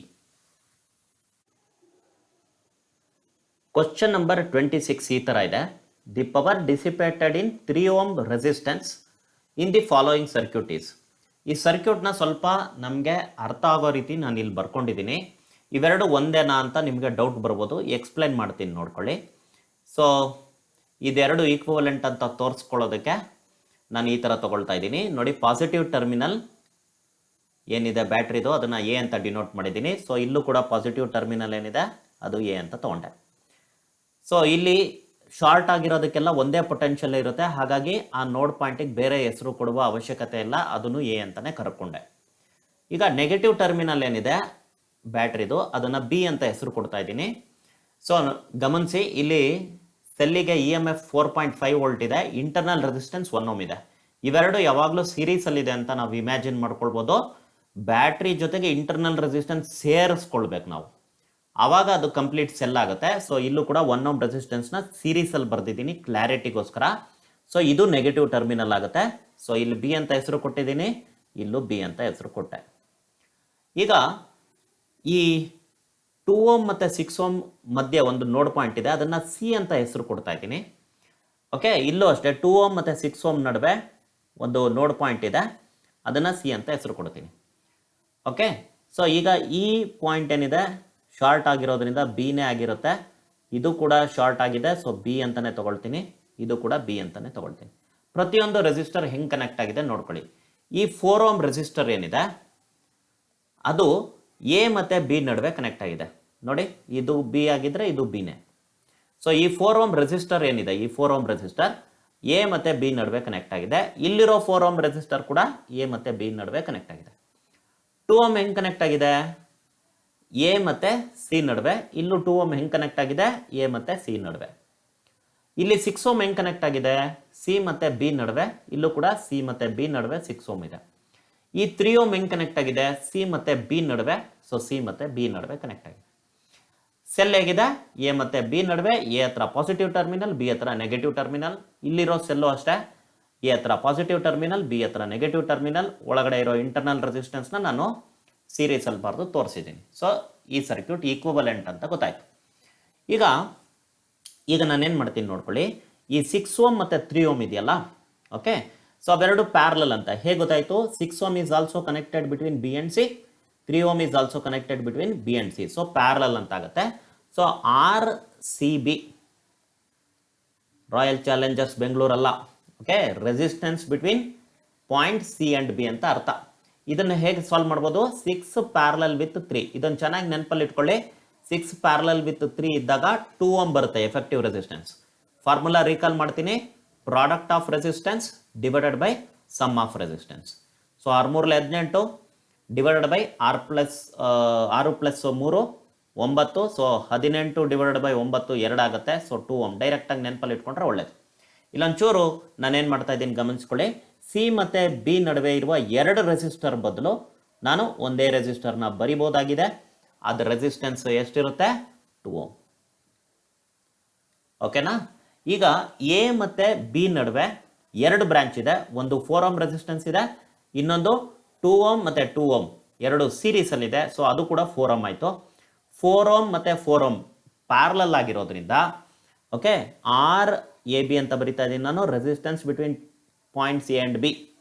ಈ 3 ರೆಸಿಸ್ಟರ್ ಬದಲು ನಾವೇನು ಮಾಡ್ಬೋದು, 4 ಮತ್ತು 4 identical resistors connected in parallel ಇದ್ದಾಗ ಏನು ಗೊತ್ತಿದೆ ಫಾರ್ಮುಲಾ ನಮಗೆ, either of the resistance identical resistance divided by number of resistors. Connected in parallel. So 4 ohm 4 ohm ಎರಡಿದೆ. ಸೊ ಹಾಗಾಗಿ 4/2 ಏನಾಗುತ್ತೆ ನೋಡ್ಕೊಳ್ಳಿ, 2 ಓಮ್. ಸೊ ಈಗ ನೀವು ಮನಸ್ಸಲ್ಲೇ ಲೆಕ್ಕಾಚಾರ ಮಾಡ್ಕೊಳ್ಳಿ, ಎಲ್ಲದಕ್ಕೂ ಸರ್ಕ್ಯೂಟ್ ಬರೆಯೋದು ಬೇಡ. ಎ ಮತ್ತು ಬಿ ನಡುವೆ ಇರುವ 3 ರೆಸಿಸ್ಟರ್ ಬದಲು ನೀವು 2 ಓಮ್ ಕನೆಕ್ಟ್ ಮಾಡಬೇಕು.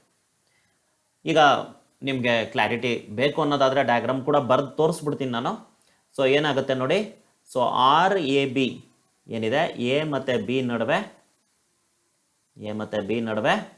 4 ಓಮ್ ಪ್ಯಾರಲಲ್ ಆಗಿತ್ತು. ಫೈನಲಿ 2 ಓಮ್ ಅಂತ ಗೊತ್ತಾಯಿತು.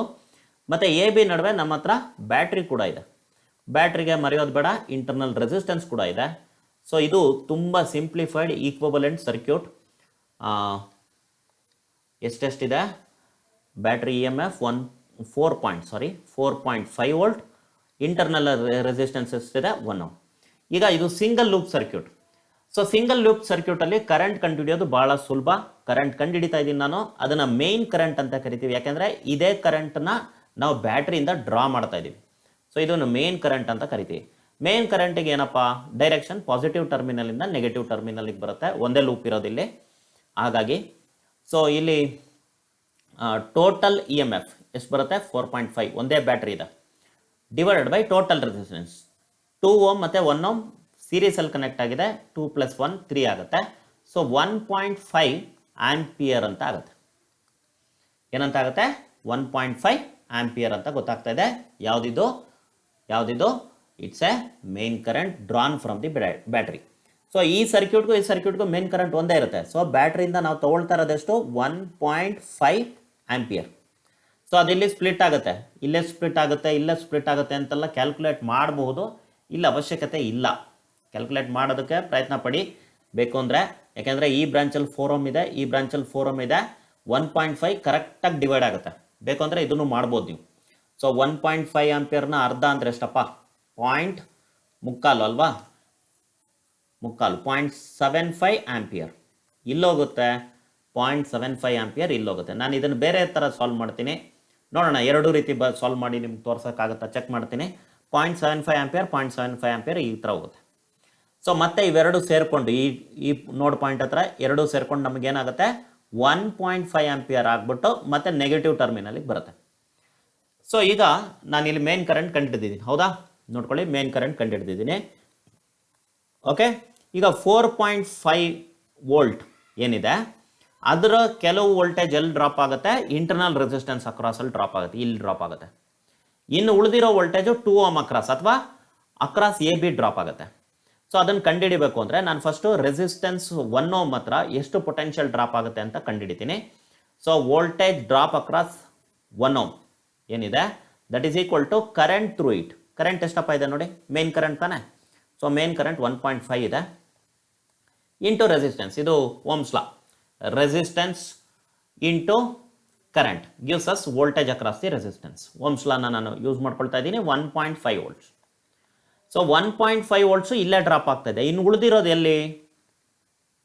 ಎಷ್ಟು, 3 ವೋಲ್ಟ್. 3 ವೋಲ್ಟ್ ಎಲ್ಲಿ ಡ್ರಾಪ್ ಆಗುತ್ತೆ, ಅಕ್ರಾಸ್ AB. ಎಲ್ಲಿ ಡ್ರಾಪ್ ಆಗುತ್ತೆ, ಅಕ್ರಾಸ್ AB. ಸೊ ಇಲ್ಲಿ ಈ ಡಯಾಗ್ರಾಮಲ್ಲೂ ಕೂಡ ಅಕ್ರಾಸ್ AB ನಮಗೆ ಎಷ್ಟು ಡ್ರಾಪ್ ಆಗ್ತಾ ಇದೆ, 3 ವೋಲ್ಟ್ಸ್. ಓಕೆ, ಯಾಕೆಂದರೆ ಎರಡು ಈಕ್ವಿವಲೆಂಟ್. ಇದು ಸಿಂಪ್ಲಿಫೈಡ್ ಮಾಡಿದ್ದೀನಿ. ಇದು ಕೂಡ ಏನಿದೆ ಅದೇ ಪಾಯಿಂಟ್ಸ್ ಇರೋದ್ರಿಂದ AB ಅಕ್ರಾಸ್ 3 ವೋಲ್ಟ್ಸೇ ಇರುತ್ತೆ. ಈಗ ಈ AB ಅಕ್ರಾಸಲ್ಲೂ 3 ವೋಲ್ಟ್ಸ್ ಇದೆ. ಸೊ ಎರಡು ರೆಸಿಸ್ಟರ್ ಸೀರೀಸಲ್ಲಿ ಕನೆಕ್ಟ್ ಆಗಿದೆ. ಸೊ ಸೀರೀಸಲ್ಲಿ ಕನೆಕ್ಟ್ ಆಗಿದೆ ಅಂದರೆ ವೋಲ್ಟೇಜ್ ಡ್ರಾಪ್ ಈಕ್ವಲ್ ಆಗಬೇಕು. 3 ವೋಲ್ಟ್ಸಲ್ಲಿ 1.5 ವೋಲ್ಟ್ಸು ಅಕ್ರಾಸ್ 2 ಓಮ್ ಡ್ರಾಪ್ ಆಗುತ್ತೆ. ಇನ್ನು ಉಳಿದಿರೋ 1.5 ವೋಲ್ಟ್ಸ್ ಏನಿದೆ ಅಕ್ರಾಸ್ ಇನ್ನೊಂದು 2 ಓಮ್ ಅಕ್ರಾಸು ಡ್ರಾಪ್ ಆಗುತ್ತೆ. ಅಂದರೆ ಇನ್ನೊಂದು ರೀತಿಯಲ್ಲಿ ಹೇಳೋದಾದರೆ ಎ ಮತ್ತು ಸಿ ನಡುವೆ ಎಷ್ಟಿದೆ ಪೊಟೆನ್ಷಿಯಲ್ ಡ್ರಾಪ್ 1.5 ವೋಲ್ಟ್. ಇನ್ನೊಂದು ಸಿ ಮತ್ತು ಬಿ ಪಾಯಿಂಟ್ಸ್ ಏನಿದೆ ಅದರ ಅಕ್ರಾಸಲ್ಲೂ ಎಷ್ಟು ವೋಲ್ಟೇಜ್ ಡ್ರಾಪ್ ಆಗ್ತಾ ಇದೆ, 1.5 ವೋಲ್ಟ್ಸ್. ನೀವು ಇದನ್ನು ಇನ್ನೊಂದು ಥರ ಸಾಲ್ವ್ ಮಾಡೋದು. ನಾನು ಹೇಳಿದ್ನಲ್ಲ, ಯಾವ ಥರ ಬೇಕಾದರೂ ಸಾಲ್ವ್ ಮಾಡಿ. ನಾನು ನಿಮಗೆ ಹಿಂಟ್ಸ್ ಕೊಡ್ತಾ ಇರ್ತೀನಿ. ಏನಂತ, you should not commit any mistakes in mathematics. ಮ್ಯಾಥಮೆಟಿಕ್ಸಲ್ಲಿ ಯಾವುದೇ ರೀತಿಯ ತಪ್ಪು ಮಾಡಬೇಡಿ. ಓಕೆ, ಮತ್ತು ಫಿಸಿಕ್ಸ್ ಕಾನ್ಸೆಪ್ಟ್ಸಲ್ಲಿ ಯಾವುದೇ ರೀತಿ ತಪ್ಪು ಮಾಡಬೇಡಿ. ಹಂಗಿದ್ದ ಪಕ್ಷದಲ್ಲಿ ನೀವು ಯಾವುದೇ ಮೆಥಡ್ಸ್ ಯೂಸ್ ಮಾಡಿದ್ರೂ ಸೇಮ್ ಆನ್ಸರೇ ಬರುತ್ತೆ. ಡೋಂಟ್ ವರಿ, ಸರ್ ಹೇಳ್ಕೊಟ್ಟಂಗೆ ಮಾಡಬೇಕು ಅನ್ನೋದು ಬೇಡ. ಇನ್ನೊಂದು ಥರ ನೋಡೋಣ. ಈಗ ನನಗೆ 1.5 ವೋಲ್ಟ್ಸ್ ಏನು ಬಂದಿದೆ ಅದನ್ನು ಇನ್ನೊಂದು ಥರ ನೋಡ್ತಾ ಇದ್ದೀನಿ ನೋಡಿ.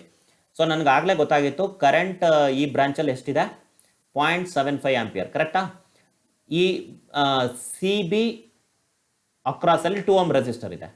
ಸೊ ನನಗೆ voltage across C B is equal to current in that branch ಎಷ್ಟಿದೆ, 0.75. 0.75ನ 3/4 ಅಂತ ಬರ್ಕೊಳ್ಬೋದು ಅಲ್ವಾ, ಇಂಟು ರೆಸಿಸ್ಟೆನ್ಸ್ ಎಷ್ಟಿದೆ, 2 ಓಮ್ಸ್ ಲಾ ಅಪ್ಲೈ ಮಾಡಿದ್ದೀನಿ. ಸೊ ನನಗೆ ಏನು ಗೊತ್ತಾಗ್ತಾ ಇದೆ, 3/2 ಅಂದರೆ 1.5 ವೋಲ್ಟ್ಸ್. ಸೊ ಹೇಗೆ ಮಾಡಿ ನಿಮ್ಗೆ ಆನ್ಸರ್ ಸೇಮ್ ಬರುತ್ತೆ, ಡೋಂಟ್ ವರಿ. ಈಗ ಅವ್ರು ಕೇಳಿರೋದು 3 ಓಮ್ ರೆಸಿಸ್ಟರಲ್ಲಿ ಎಷ್ಟು ಪವರ್ ಡಿಸಿಪೇಟ್ ಆಗ್ತಾ ಇದೆ ಅಂತ. ಲೆಂತಿ ಅನಿಸ್ತಾ ಇದೆ, ಯಾಕೆಂದರೆ ನಾನು ಬಿಡಿಸಿ ಎಕ್ಸ್ಪ್ಲೈನ್ ಮಾಡ್ತಾ ಇದ್ದೀನಿ. ನಿಮಗೆ ಕರೆಕ್ಟಾಗಿ ಏನು ಮಾಡಬೇಕು ಅಂತ ಗೊತ್ತಿದ್ರೆ it's a matter of 1 minute R even less. So ಇಲ್ಲಿ ಸಿ ಬಿ ಅಕ್ರಾಸಲ್ಲಿ ನೋಡಿ, ಈ ಡಯಾಗ್ರಾಮಲ್ಲಿ ತೋರಿಸ್ಬಿಡ್ತೀನಿ. ಸಿ ಬಿ ಅಕ್ರಾಸಲ್ಲಿ ನಂಗೆ ವೋಲ್ಟೇಜ್ ಗೊತ್ತಾಗ್ಬಿಟ್ಟಿದೆ, ಎಷ್ಟಿದೆ, 1.5 ವೋಲ್ಟ್. ಸೊ 3 ಓಮ್ ಅಕ್ರಾಸಲ್ಲಿ ಎಷ್ಟು ವೋಲ್ಟೇಜ್ ಇದೆಯಪ್ಪ, 1.5 ವೋಲ್ಟ್. ಬೇಕು ಅಂದರೆ ನೀವು 6 ಓಮ್ಗೂ ಅದನ್ನೇ ಬರೀಬೋದು, ಹೌದಾ? ಯಾಕೆಂದರೆ ಸಿ ಬಿ ಅಕ್ರಾಸಲ್ಲೇ ಅದು ಕನೆಕ್ಟ್ ಆಗಿರೋದು. Voltage across 6 ohm is also 1.5 volts. ಈಗ ಅವ್ರು ಕೇಳ್ತಾ ಇರೋದು ಪವರ್ ಅಲ್ವಾ. ಸೊ ನಾವೇನು ಮಾಡೋಣ, ಪವರಿಗೆ ಗೊತ್ತಿರೋ ಫಾರ್ಮುಲಾ ಬರೀತೀನಿ. ಸೊ ಪವರಿಗೆ 3 ಫಾರ್ಮುಲಾ ಗೊತ್ತಿದೆ. ಇಲ್ಲಿ ಬೆಟರ್ ಫಾರ್ಮುಲಾ ಏನು ಅಂದರೆ ವೋಲ್ಟೇಜ್ ಗೊತ್ತಿದೆ, ರೆಸಿಸ್ಟೆನ್ಸ್ ಗೊತ್ತಿದೆ. ಆ ಫಾರ್ಮುಲಾ ಬರೀತೀನಿ. ಯಾವುದು, V²/R. Power dissipated in any resistance is equal to voltage applied across it squared divided by resistance value. So voltage squared ಮಾಡ್ತಾ ಇದ್ದೀನಿ, 1.5 ಇಂಟು 1.5, ಅಥವಾ ಅದನ್ನು 3/2 ಅಂತ ಅನ್ಕೊಳ್ಳೋಣ. ಬೆಟರ್ 3/2 ಅಂದ್ಕೊಂಡ್ರೆ ಸ್ಕ್ವಯರ್ ಮಾಡೋದು ಈಸಿ ಆಗುತ್ತೆ, ನನಗೆ 9/4 ಆಗುತ್ತೆ, ಕರೆಕ್ಟಾ? Into 1/R. 1/R ಅಂದರೆ 1 ಡಿವೈಡೆಡ್ ಬೈ ರೆಸಿಸ್ಟೆನ್ಸ್ ಎಷ್ಟಿದೆ, 3 ಓಮ್. ಸೊ ಸಾಲ್ವ್ ಮಾಡಿ ನೋಡೋಣ. 3 is 9, 3/4 ಅಂತ ಗೊತ್ತಾಗ್ತಾ ಇದೆ. 3/4 ಅಂದರೆ 0.75. 3/4 ಅಂದರೆ 0.75. ಸೊ ಯೂನಿಟ್ ವ್ಯಾಟ್ ಇರುತ್ತೆ, ಎಲ್ಲದು SI ಯೂನಿಟಲ್ಲಿ ಇರೋದ್ರಿಂದ ಯೂನಿಟ್ ಕೂಡ SI ಯೂನಿಟಿಗೆ ಬಂದಿದೆ. ಸೊ ಸರಿಯಾದ ಆಯ್ಕೆ ಆಪ್ಷನ್ ಎ. ಕ್ವಶನ್ ನಂಬರ್ 27 ಈ ಥರ ಇದೆ. In a meter bridge experiment with a standard resistance in the right gap and a resistance coil dipped in water in a beaker in the left gap, the balancing length obtained is L. If the temperature of the water is increased, the new balancing length is. So ಸರಿಯಾಗಿ ಗಮನಿಸ್ಕೊಳ್ಳಿ, ನಾನಿಲ್ಲಿ ನಿಮಗೆ explain ಮಾಡೋದಕ್ಕೆ metre bridge diagram ತೊಗೊಂಡಿದ್ದೀನಿ. So standard resistance ಏನಿದೆ right ಗ್ಯಾಪಲ್ಲಿದೆ. Okay, so right ಗ್ಯಾಪಲ್ಲಿರೋ resistance change ಆಗ್ತಿಲ್ಲ, ಇಟ್ ಈಸ್ ಫಿಕ್ಸೆಡ್. ಇದು ಫಿಕ್ಸೆಡ್ ಆಗಿದೆ. ಓಕೆ, ಸೊ ಲೆಫ್ಟ್ ಗ್ಯಾಪಲ್ಲಿ ಏನಿದೆ, ಓಕೆ, ಕಾಯಿಲ್ ಇದೆ, ಅದನ್ನು ನಾವು ನೀರಲ್ಲಿಟ್ಟಿದ್ದೀವಿ. ಸೊ ಒಂದು ಬೀಕರ್ ತಗೊಂಡು ಆ ಬೀಕರಲ್ಲಿ ನೀರಿಟ್ಬಿಟ್ಟು ಆ ನೀರೊಳಗಡೆ ಇಮ್ಮರ್ಸ್ ಮಾಡಿದ್ದೀವಿ ಯಾವ್ದನ್ನ, ಲೆಫ್ಟ್ ಗ್ಯಾಪಲ್ಲಿರೋ ರೆಸಿಸ್ಟೆನ್ಸ್ನ.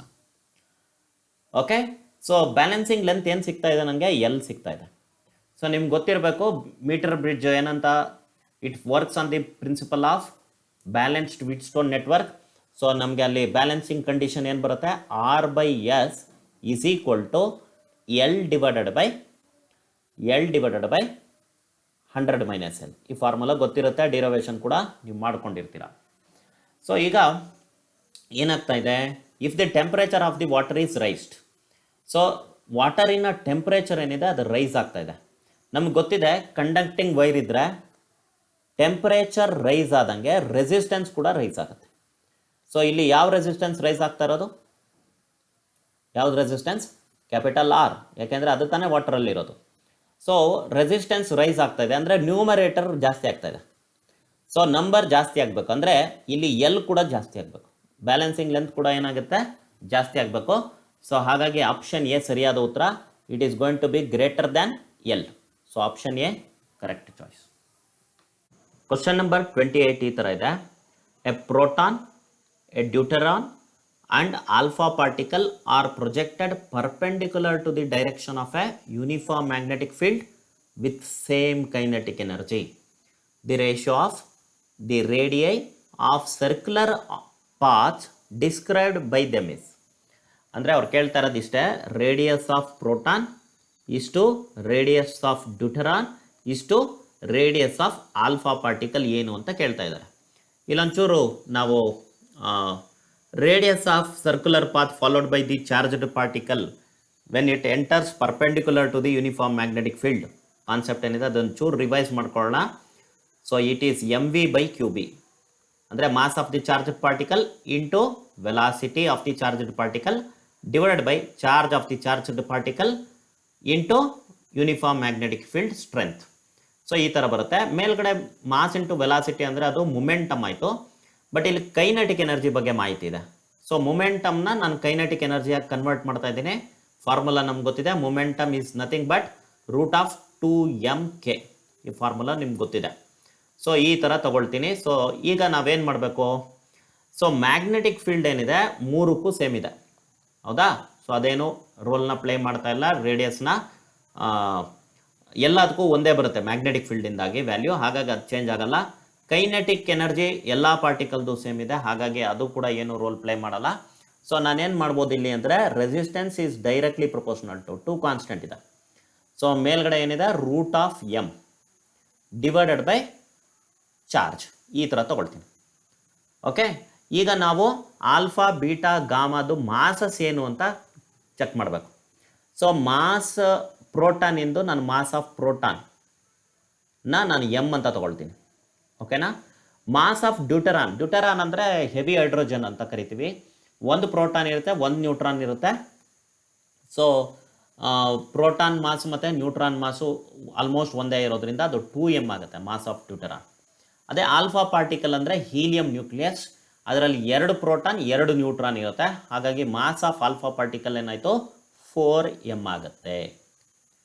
ಈಗ ಚಾರ್ಜ್ ವಿಷಯಕ್ಕೆ ಬರೋದಾದರೆ ಚಾರ್ಜ್ ಆಫ್ ಪ್ರೋಟಾನ್ ಏನಿದೆ that is 1e. Charge of deuteron ಕೂಡ 1e, ಯಾಕಂದರೆ ಒಂದೇ ಪ್ರೋಟಾನ್ ಇರೋದಲ್ಲಿ. ಚಾರ್ಜ್ ಆಫ್ ಆಲ್ಫಾ ಪಾರ್ಟಿಕಲ್ ಏನಿದೆ 2 ಪ್ರೋಟಾನ್ಸ್ ಇದೆ, 2 ನ್ಯೂಟ್ರಾನ್ಸ್ ಇದೆ, ಹಾಗಾಗಿ 2e. ಸೊ ಈಗ ಇಲ್ಲಿ ಸಬ್ಸ್ಟಿಟ್ಯೂಟ್ ಮಾಡ್ತಾ ಬರೋಣ. ಓಕೆ, ಸೊ ಇಲ್ಲೇನು ಬರುತ್ತೆ? ಮಾಸ್ ಆಫ್ ಪ್ರೋಟಾನ್ ಅಂದರೆ m divided by √m divided by charge of proton ಅಂದರೆ e. ಇಷ್ಟು ಇದು ಮಾಸ್ ಆಫ್ ಇದಕ್ಕೆ ಡ್ಯೂಟೆರಾನ್ಗೆ ಮಾಸ್ ಆಫ್ ಡ್ಯೂಟೆರಾನ್ ಅಂದರೆ √2m ಬರುತ್ತೆ ಡಿವೈಡೆಡ್ ಬೈ ಚಾರ್ಜ್ ಇನೇ ಇದೆ. ಇಷ್ಟು ಇಲ್ಲಿಗೆ ಬಂದರೆ ನಮಗೆ ಏನು ಅಂತ ಗೊತ್ತಿದೆ, ಮಾಸ್ 4m ಅಂತ ಇದೆ, √4m ಅಂತ ತೊಗೊಳ್ತೀನಿ ಡಿವೈಡೆಡ್ ಬೈ ಮಾಸ್ ಎಷ್ಟಿದೆ, ಚಾರ್ಜ್ ಎಷ್ಟಿದೆ 2e. ಸೊ ಈಗ ಏನು ಮಾಡ್ಬೋದು ನಾನು, ಈ ಡಿನಾಮಿನೇಟ್ರಲ್ಲಿ ಕ್ಯಾನ್ಸಲ್ ಆಗುತ್ತೆ, ನ್ಯೂಮರೇಟ್ರಲ್ಲಿರೋ √m ಕೂಡ ಕ್ಯಾನ್ಸಲ್ ಆಗುತ್ತೆ. ಸೊ ಇಲ್ಲಿ ಉಳಿದಿದ್ದೇನೋ √1 ಇಷ್ಟು √2 ಇಷ್ಟು, ಇದು √4 ಅಂದರೆ 2 ಬರುತ್ತೆ, 2/2 1 ಆಗುತ್ತೆ. ಸೊ ಇದು answer 1√2 1. So answer is option A. Question number 29 ಈ ಥರ ಇದೆ. A galvanometer of resistance 50 ohm is connected to a battery of 3 volt along with a resistance of 2950 ohm in series, shows full scale deflection of 30 divisions. The additional series resistance required to reduce the deflection to 20 divisions is. So ಇಲ್ಲಿ 2 case ಇದೆ. ಮೊದಲನೇ case ಬರಿತಾ ಇದ್ದೀನಿ. Galvanometer ಇದೆಯಾ, ಅದಕ್ಕೆ ಅದರದೇ ಆದ resistance ಇದೆಯಾ, ಎಷ್ಟಿದೆ 50 ohm. ಸೊ ನಾವು ಇನ್ನೂ ಒಂದು ರೆಸಿಸ್ಟೆನ್ಸ್ನ ಅದಕ್ಕೆ ಸೀರೀಸಲ್ಲಿ ಕನೆಕ್ಟ್ ಮಾಡ್ತಾ ಇದ್ದೀವಿ, ಅದರ ವ್ಯಾಲ್ಯೂ ಎಷ್ಟಿದೆ 2950 ohm. ಸೊ ಈಗ ಈ ಗ್ಯಾಲೋನೋಮೀಟರ್ನ ನಾನು 3 ವೋಲ್ಟ್ ಪೊಟೆನ್ಷಿಯಲ್ ಡಿಫರೆನ್ಸಿಗೆ ಕನೆಕ್ಟ್ ಮಾಡಿದಾಗ ಇದು ಏನು ತೋರಿಸ್ತಾ ಇದೆ, 30 ಡಿವಿಷನ್ಸ್ ಆಫ್ ಡಿಫ್ಲೆಕ್ಷನ್ ತೋರಿಸ್ತಾ ಇದೆ, ಮತ್ತು ಅದು ಫುಲ್ ಸ್ಕೇಲ್ ಇದೆ, ಫುಲ್ ಸ್ಕೇಲ್ ಡಿಫ್ಲೆಕ್ಷನ್ ತೋರಿಸ್ತಾ ಇದೆ. ಈಗ ನಾವು ಯಾವುದೋ ಒಂದು ಅಡಿಷ್ನಲ್ ರೆಸಿಸ್ಟೆನ್ಸ್ನ ಕನೆಕ್ಟ್ ಮಾಡಿದ್ರೆ ಇನ್ ಸೀರೀಸ್, ಮತ್ತು ಆವಾಗ ಇದೇ ಕೇಸಿಗೆ ಅಂದರೆ 3 ವೋಲ್ಟ್ ಪೊಟೆನ್ಷಿಯಲ್ ಡಿಫರೆನ್ಸಿಗೆ ಅದರ ಡಿವಿಷನ್ಸ್ ಏನಾಗುತ್ತೆ 20 ಡಿವಿಷನ್ಸ್ ಆಗುತ್ತೆ ಅಂತ ಹೇಳ್ತಾ ಇದ್ದಾರೆ. ಅದನ್ನು ಸರ್ಕ್ಯೂಟಲ್ಲಿ ತೋರಿಸ್ತಾ ಇದ್ದೀನಿ ನಾನು. ಗ್ಯಾಲೋನೋಮೀಟರ್ ಇದೆ, ಅದಕ್ಕಿರೋ ರೆಸಿಸ್ಟೆನ್ಸ್ 50 ohm, ಅದಕ್ಕೆ ಆಲ್ರೆಡಿ ನಾವು 2950 ohm ಕನೆಕ್ಟ್ ಮಾಡಿದ್ವಿ. ಈಗ ಮತ್ತೊಂದು resistance in addition to that connect ಮಾಡ್ತಾ ಇದ್ದೀವಿ, ಅದರ ವ್ಯಾಲ್ಯೂ ಕಂಡುಹಿಡಿಯೋಕೆ ಹೇಳ್ತಾ ಇದ್ದಾರೆ. ಅದನ್ನು R ಅಂತ ನಾನು ಡಿನೋಟ್ ಮಾಡ್ತಾ ಇದ್ದೀನಿ. ಈಗ ಮತ್ತೆ ಅದೇ ಸೇಮ್ ಪೊಟೆನ್ಷಿಯಲ್ ಡಿಫರೆನ್ಸಿಗೆ ಕನೆಕ್ಟ್ ಮಾಡಿದ್ರೆ, ಅಂದರೆ 3 ವೋಲ್ಟ್ಸಿಗೆ ಕನೆಕ್ಟ್ ಮಾಡಿದ್ರೆ ಈಗ ಎಷ್ಟು ಡಿವಿಷನ್ ಡಿಫ್ಲೆಕ್ಷನ್ ತೋರಿಸ್ತಾ ಇದೆ ಈ ಗ್ಯಾಲೋನೋಮೀಟರ್ ಅಂತ ಹೇಳ್ತಾ ಇದ್ದಾರೆ. It is showing 20 divisions of deflection. So ಹೀಗಿದ್ರೆ ಈ ಆರ್ ಅನ್ನೋದು ಏನು ಅಂತ ಪ್ರಶ್ನೆ ಮಾಡ್ತಾ ಇದ್ದಾರೆ. ಓಕೆ, ಇದನ್ನು ಸಾಲ್ವ್ ಮಾಡೋದಕ್ಕೆ ನೀವು ಒಂದು ಐಡಿಯಾ ತೊಗೊಳ್ಬೋದು. ಏನು ನಿಮ್ಗೆ ಗೊತ್ತಿದೆ. Okay, on what principle galvanometer works? The deflection shown in the galvanometer is directly proportional to current through it. So ಇಲ್ಲಿ 30 ಡಿವಿಷನ್ಸ್ ಇದೆ, ಇಲ್ಲಿ 20 ಡಿವಿಷನ್ಸ್ ಇದೆ. ಸೊ ನಾನೇನು ಅಂದ್ಕೊಳ್ತೀನಿ, ಇಲ್ಲಿ 30 ಯೂನಿಟ್ಸ್ ಆಫ್ ಕರೆಂಟ್, 30 ಆಂಪಿಯರ್ ಅಂತ ಹೇಳ್ತಾ ಇಲ್ಲ, ನೋಡ್ಕೊಳ್ಳಿ 30 ಯೂನಿಟ್ಸ್ ಆಫ್ ಕರೆಂಟ್. ಅದೆಷ್ಟು ಅಂತ ಕ್ಯಾಲ್ಕುಲೇಟ್ ಮಾಡೋ ಅವಶ್ಯಕತೆ ಇಲ್ಲ, ನಾನು ಪ್ರೊಪೋರ್ಷನಲ್ ಆಗಿ ತೊಗೊಳ್ತೇನೆ. 30 ಡಿವಿಷನ್ ಬೇಕು ಅಂದರೆ ಡಿಫ್ಲೆಕ್ಷನ್ 30 ಯೂನಿಟ್ಸ್ ಆಫ್ ಕರೆಂಟ್. ಹಾಗಿದ್ರೆ 20 ಡಿವಿಷನ್ ಡಿಫ್ಲೆಕ್ಷನ್ ಬರಬೇಕು ಅಂದರೆ ಕರೆಂಟ್ ಎಷ್ಟಾಗಿರುತ್ತೆ? 20 ಯೂನಿಟ್ಸ್. ಅದು ಯಾವ ಯೂನಿಟ್ ನಂಗೆ ಗೊತ್ತಿಲ್ಲ, ಮಿಲಿವ್ ಆಗಿರ್ಬೋದು ಅಥವಾ ಆಂಪಿಯರಲ್ಲಿ ಇರ್ಬೋದು ಅಥವಾ ಇನ್ಯಾವುದೋ ಯೂನಿಟ್ ಆಗಿರ್ಬೋದು, ಗೊತ್ತಿಲ್ಲದೆ ಇರೋದು. ಬಟ್ ನಮಗೆ ಆ ಪ್ರೊಪೋರ್ಷನಲ್ ತಗೊಂಡು ಡಿಫಿಷನ್ ಆಫ್ ಡಿಫ್ಲೆಕ್ಷನ್ ಏನಿದೆ that is directly proportional to current ಅನ್ನೋ ಕಾನ್ಸೆಪ್ಟ್ ಇಟ್ಕೊಂಡು ಬರ್ಕೊಂಡಿದ್ದೀನಿ, ಅಂದಾಜು ಮಾಡಿದ್ದೀನಿ. ಈಗ ಸೊ ಪೊಟೆನ್ಷಿಯಲ್ ಡಿಫ್ರೆನ್ಸ್ ಎರಡೂ ಕಡೆ ಸೇಮ್ ಇರಬೇಕು, ಹೌದಾ? ಸೊ ಕರೆಂಟ್ ಇಂಟು ರೆಸಿಸ್ಟೆನ್ಸ್ ಮಾಡ್ತೀನಿ. ಇಲ್ಲೇನಾಗುತ್ತೆ ನೋಡಿ, 30 is the unit of current. Okay, 30 units of current into resistance ಎಷ್ಟು ಬರುತ್ತೆ? 50 ಪ್ಲಸ್ 2950 ಅಂದರೆ 3000. ಇಲ್ಲಿ that must be equal to, ಯಾಕಂದರೆ 3 volt is equal to 3 volt ಎರಡೂ ಕಡೆ. ಸೊ ಇಲ್ಲೇನಾಗಿದೆ, ಎಷ್ಟು ಕರೆಂಟ್ ಇದೆ? 20 units of current. So 20 unit same ಇರೋದ್ರಿಂದ ಕ್ಯಾನ್ಸಲ್ ಔಟ್ ಆಗುತ್ತೆ, ಹಾಗಾಗಿ ನಾನು ತೊಂದರೆ ಇಲ್ಲ ಅಂತ ಹೇಳಿದ್ದು. ಸೊ ಇಲ್ಲಿ ಆ್ಯಡ್ ಮಾಡಿದ್ರೆ 50 plus 2950 plus R. So simplify ಮಾಡಿದ್ರೆ 3000 ಪ್ಲಸ್ ಆರ್ ಆಗುತ್ತೆ. ಓಕೆ, ಸೊ ಡಿವೈಡೆಡ್ ಬೈ 10 ಮಾಡಿದ್ರೆ ಈ ಥರ ಆನ್ಸರ್ ಸಿಕ್ತು ನನಗೆ. ಸೊ ಅಲ್ಲಿಗೆ ಆರ್ಗೆ ಏನು ಫಾರ್ಮುಲಾ ಬರುತ್ತೆ ನೋಡಿ, 3000/2 ಅಂದರೆ 1500 ಇಂಟು 3 ಕೂಡ ಇದೆ. ಸೊ ಅಲ್ಲಿಗೆ 4500 ಆಗುತ್ತೆ. ಮೈನಸ್ ಇಲ್ಲಿ ಇರೋ ಪ್ಲಸ್ 3000 ಆ ಕಡೆ ಹೋದರೆ ಮೈನಸ್ 3000 ಆಗುತ್ತೆ. ಸೊ ಸಿಂಪ್ಲಿಫೈ ಮಾಡಿದ್ರೆ ನನಗೆ 1500 ಓಮ್ ಬರ್ತಾ ಇದೆ. ಸೊ ಇಷ್ಟು ಅಡಿಷ್ನಲ್ ರೆಸಿಸ್ಟೆನ್ಸ್ನ ನಾವು ಕನೆಕ್ಟ್ ಮಾಡಬೇಕಾಗಿತ್ತು, ಹಾಗಾಗಿ ಸರಿಯಾದ ಆಯ್ಕೆ ಆಪ್ಷನ್ ಎ. ಕ್ವಶನ್ ನಂಬರ್ 30 ಈ ಥರ ಇದೆ. The magnetic field at the centre of the current carrying loop of radius 0.1 metre is 5√5 times that at a point along its axis. The distance of this point from the center of the loop is. So ಇಲ್ಲಿ diagram ಮೊದಲೇ ಬರ್ಕೊಂಡ್ಬಿಟ್ಟಿದ್ದೀನಿ ನಾನು. ಒಂದು circular current carrying loop ಇದೆ, radius R ಇದೆ, so centre of the loop O ಇದೆ. So ಅವ್ರೇನು ಹೇಳ್ತಾ ಇದ್ದಾರೆ, magnetic field at the centre ಏನಿದೆ ದಟ್ ಈಸ್ ಈಕ್ವಲ್ ಟು ಯಾವುದೋ ಒಂದು ಪಾಯಿಂಟ್ನ ತೊಗೊಳ್ತಾ ಇದ್ದೀನಿ, ಅದನ್ನು ಪಿ ಅಂತ ಇಟ್ಕೊಳ್ಳೋಣ, on the axis of that coil. So ಅಲ್ಲಿ ಎಷ್ಟು ಮ್ಯಾಗ್ನೆಟಿಕ್ ಫೀಲ್ಡ್ ಬರುತ್ತೋ ಅದರ 5√5 ಟೈಮ್ಸ್ ಇದೆ ಅಂತ ಹೇಳ್ತಾ ಇದ್ದಾರೆ. ಅಂದರೆ ಮ್ಯಾಗ್ನೆಟಿಕ್ ಫೀಲ್ಡ್ ಅಟ್ ಪಿನ 5 × √5 ಇಂದ ಮಲ್ಟಿಪ್ಲೈ ಮಾಡಿದ್ರೆ magnetic field at the centre of the coil ಸಿಗ್ತಾ ಇದೆ. ಸೊ ಈ ಫಾರ್ಮುಲಾ ನಾನು ತೊಗೊಳ್ಬೇಕಾಗಿದೆ. So magnetic field at the centre ಅಂದರೆ ಏನು ಗೊತ್ತಿದೆ ನನಗೆ, μ0 Ni ಡಿವೈಡೆಡ್ ಬೈ 2r. ಈ ಫಾರ್ಮುಲಾ ನೆನಪಲ್ಲಿ ಇಟ್ಕೊಳ್ಳಿ. μ0 ಅಂದರೆ permeability of the free space, N ಅಂದರೆ ನಂಬರ್ ಆಫ್ ಟರ್ನ್ಸ್, ಐ ಅಂದರೆ current in the circular loop, R ಅಂದರೆ ರೇಡಿಯಸ್. ಸೊ ಈಗ at a distance on the axis of the circular ಲೂಪಿಗೆ formula ಏನು ಬರುತ್ತೆ ಅಂದರೆ ಬಿ ಪಿಗೆ ಏನು ಫಾರ್ಮುಲಾ ಬರುತ್ತೆ ಅದನ್ನು ಬರಿತಾ ಇದ್ದೀನಿ. ಸೊ ಅದೆಷ್ಟಿರುತ್ತೆ, μ0 Ni r² divided by 2 times bracket ಒಳಗಡೆ ಏನು ಬರಬೇಕು, r² plus x² to the power 3/2. So ಇದನ್ನು ಸಿಂಪ್ಲಿಫೈ ಮಾಡ್ತಾ ಬರ್ಬೇಕು ನೀವು. ಓಕೆ, ಫಾರ್ಮುಲಾ ನೆನಪಲ್ಲಿ ಇಟ್ಕೊಳ್ಳಿ ಇಲ್ಲಿ. ಸೊ ಈಗ μ0 Ni ಇಲ್ಲೂ ಕ್ಯಾನ್ಸಲ್ ಆಯಿತು, ಇಲ್ಲೂ ಇದೆ, ಹಾಗಾಗಿ ಕ್ಯಾನ್ಸಲ್ ಆಯಿತು. 2 ಇಲ್ಲೂ ಇದೆ, ಇಲ್ಲೂ ಇದೆ, ಕ್ಯಾನ್ಸಲ್ ಆಯಿತು. ಸೊ ನಾವೇನು ಮಾಡೋಣ, ಸೊ ಇಲ್ಲಿ ಸೊ ಇದನ್ನು ಈ ಕಡೆ ತೊಗೊಳ್ತೀನಿ, ಇದನ್ನು ಆರ್ನ ಆ ಕಡೆ ತೊಗೊಳ್ತೀನಿ. ಸೊ ಏನಾಗುತ್ತೆ ಇಲ್ಲಿ, r² plus x² whole to the power 3/2 ಇದೆ. ಈ ಕಡೆಗೆ ಬಂದರೆ ಏನಾಗ್ತಾ ಇದೆ, ಈ ಕಡೆಗೆ ಬಂದರೆ r ಇಂಟು r³ ಬರ್ತಾ ಇದೆ, ಅದ್ರ ಜೊತೆಲಿ 5√5 ಇದೆ. ಸೊ 5√5 r³ ಆಗುತ್ತೆ. ಈಗ ಸ್ಕ್ವಯರ್ ತೊಗೊಂಬಿಡೋಣ ಎರಡೂ ಕಡೆ, ಯಾಕೆಂದರೆ ಸ್ಕ್ವಯರ್ ರೂಟ್ ಕ್ಯಾನ್ಸಲ್ ಆಗಿ ಈಸಿ ಆಗುತ್ತೆ ಸಾಲ್ವ್ ಮಾಡೋಕ್ಕೆ. So r² plus x² whole to the power 3 ಆಯ್ತಿದ್ದು is equal to 5√5, 5 × 5 25 into √5 into √5 ಅಂದರೆ 5 ಆಯಿತು. ಸೊ r³ ನಾನು ಸ್ಕ್ವೇರ್ ಮಾಡಿದ್ರೆ r⁴ 6 ಆಯಿತು. ಓಕೆ, ಸೊ ಈಗ ನಾನು ಕ್ಯೂಬ್ ರೂಟ್ ತೊಗೊತೀನಿ. ಸೊ ಕ್ಯೂಬ್ ರೂಟ್ ತೊಗೊಂಡ್ರೆ ಇಲ್ಲೇನಾಗುತ್ತೆ R square plus X square ಆಗುತ್ತೆ. ದಿಸ್ ಈಸ್ ಈಕ್ವಲ್ ಟು 125 ಇದೆ, ಅದರ ಕ್ಯೂಬ್ ರೂಟ್ ತೊಗೊಂಡ್ರೆ ನಾನು 5 ಬರುತ್ತೆ. ಆರ್ ಪವರ್ 6ನ ನಾನು ಕ್ಯೂಬ್ ರೂಟ್ ತೊಗೊಂಡ್ರೆ ಆರ್ ಸ್ಕ್ವೇರ್ಡ್ ಬರುತ್ತೆ. ಸೊ ಅಲ್ಲಿಗೆ ಎಕ್ಸ್ ಸ್ಕ್ವೇರ್ಡ್ ಅಂದರೆ ಏನಾಯಿತು, ಎಕ್ಸ್ ಸ್ಕ್ವೇರ್ಡ್ ಅಂದರೆ 5r squared minus R squared ಅಂದರೆ 4r ಸ್ಕ್ವೇರ್ಡ್ ಆಯಿತು. ಅಥವಾ ಇನ್ನೊಂದು ರೀತಿಯಲ್ಲಿ ಹೇಳೋದಾದರೆ ಎಕ್ಸ್ ಅನ್ನೋದೇನಾಯಿತು, X is equal to 2r ಆಯಿತು. ಬಟ್ ಆರ್ ಏನು ಅಂತ ಕೊಟ್ಬಿಟ್ಟಿದ್ದಾರೆ 0.1 ಮೀಟರ್ ಅಂತ. ಸೊ 0.1 ಇಂಟು 2 ಅಂದರೆ 0.2 ಮೀಟರ್ ಬರುತ್ತೆ. ಸರಿಯಾದ ಆಯ್ಕೆ ಆಪ್ಷನ್ ಎ 0.2 ಮೀಟರ್.